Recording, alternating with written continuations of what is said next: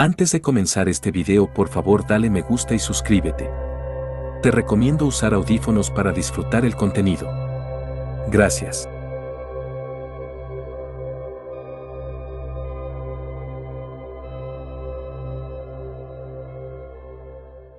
Bienvenidos a Horror en Internet, donde las historias más aterradoras de la Internet cobran vida propia.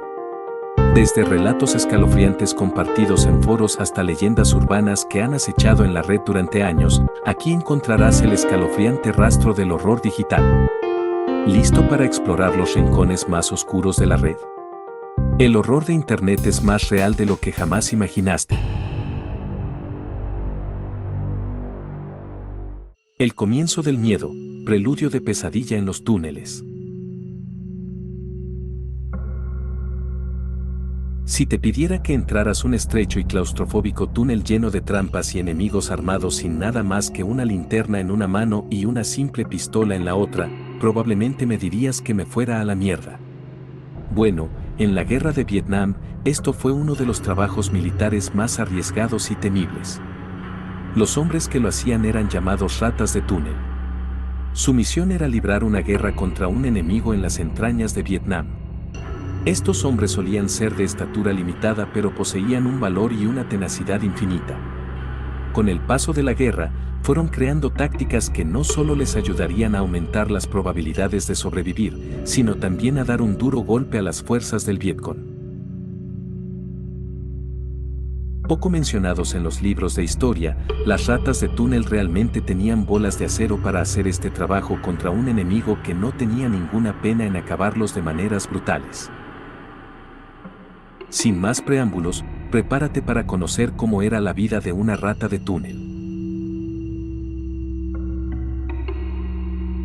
Para comprender el trabajo de una rata de túnel, primero hay que entender los túneles. El Vietcong, Frente Guerrillero Comunista, había construido más de 150 kilómetros de laberintos subterráneos excavados a mano al noreste de Saigón, en los cuales se albergaban unos 4.500 hombres. Era un enorme complejo subterráneo de varios niveles que había sido construido unos 10 años antes de la llegada de las tropas estadounidenses.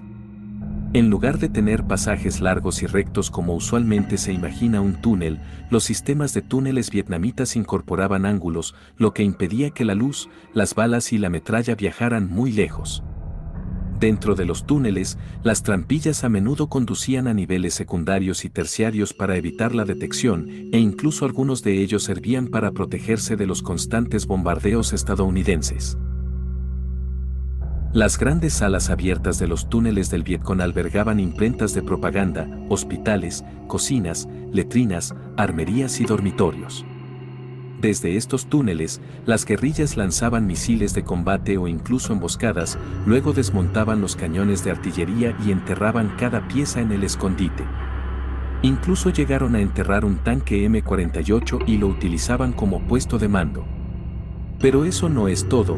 El Vietcong sabía que era imposible estar protegiendo cada rincón de los túneles las 24 horas del día, así que sabiendo que sus enemigos intentarían entrar, utilizaron elementos de la naturaleza a su favor para crear trampas mortales. Utilizaban cajas llenas de escorpiones las cuales estaban equipadas con cables trampa, escondían colmenas de abejas en las entradas de los túneles y víboras de bambú, un tipo de crótalo muy venenoso, encajadas en el techo para lanzarlas sobre las ratas de túnel que pasaran por ahí.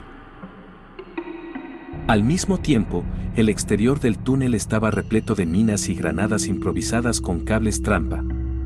Sin ser eso suficiente, había centinelas vietnamitas dentro de los túneles que se encargaban de asesinar silenciosamente a las ratas de túnel. Con todo esto en cuenta, ser una rata de túnel sería lo equivalente a ser un personaje secundario en una película de terror.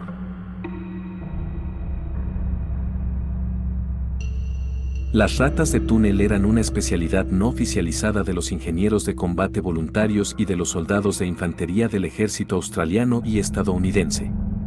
Su lema era Non gratum anus rodentum, o traducido al español, no vale un culo de rata, un humor bastante negro si consideramos su trabajo.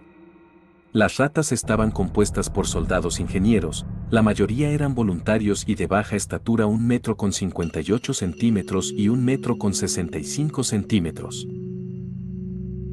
Gracias a esto, podrían maniobrar con más comodidad por los estrechos túneles. De hecho, muchas de las ratas de túnel estadounidenses eran exclusivamente blancos o hispanos, siendo muchos mexicoamericanos debido a su baja estatura. Esto se debía a que los túneles de entrada tenían solamente 1,5 metros de ancho y solo 0,8 metros y 1,8 metros de alto. La mayoría de las ratas de túnel carecían de entrenamiento formal en este tipo de operaciones, aún así, fueron responsables de una gran parte de las armas incautadas con éxito al Vietcong.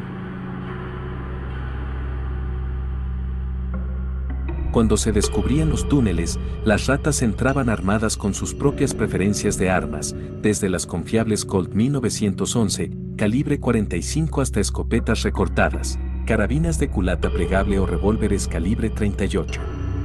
Algunas ratas se ponían máscaras de gas y utilizaban gases lacrimógenos para expulsar a los guerrilleros por medio del pánico. Las ratas de túnel empleaban trucos astutos, como linternas en palos, para atraer los disparos mientras triangulaban los proyectiles del enemigo. Con el peligro acechando en cada esquina, las ratas de túnel no solo tenían que esquivar las diversas y salvajes trampas mencionadas anteriormente, sino que normalmente solo llevaban entre 6 y 8 cartuchos de munición, esto a pesar de que los túneles albergaban hasta a varias docenas de combatientes. Si las ratas de túnel encontraban combatientes, se les instruía para que no dispararan más de 5 o 6 veces, ya que eso alertaba al enemigo de que están a punto de recargar. Además, estar en estos túneles era como estar ciego, solo podías guiarte por el olfato, el tacto y el oído, como una rata de alcantarilla real. Después de completar una incursión, muchas unidades estadounidenses y survietnamitas preparaban los túneles con explosivos C4 o usaban los siempre productivos lanzallamas para expulsar o terminar con cualquier hostil restante. A menudo, cuando una rata encontraba a un soldado del Vietcong, se recurría al combate cuerpo a cuerpo, ya que disparar un arma en un espacio tan cerrado sería un desastre para los tímpanos y la estabilidad del túnel. Y créeme, tener combates cuerpo a cuerpo en un lugar tan estrecho no es para nada agradable. Cuando las ratas de túnel volvieron a casa, atormentados por el trauma de la posguerra y las recriminaciones, no estaban interesados en su historia, así que nunca se lo mencionaron a alguien. Siguen siendo hombres solitarios, aislados y muy heroicos, siendo los héroes que Estados Unidos nunca supo que tenía.